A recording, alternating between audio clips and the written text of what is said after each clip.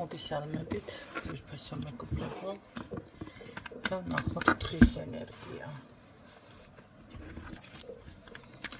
ეს გვეთქვის დღეს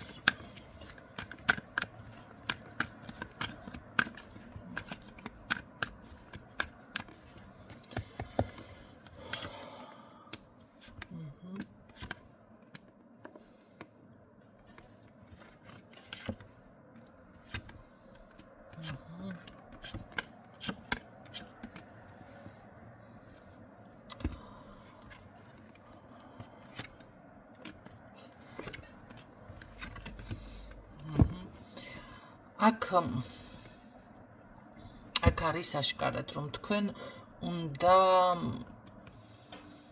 ნახეთ, როგორ არის, უნდა დაიწყოთ დღეიდან უკვე, თითქოს დღის ენერგიაში ეს ფიქსირდება, რომ რაღაცების გადაანალიზება, დაფიქრდით, კომუნიკაცია, აი იყავით სტაბილური უფრო, ხო?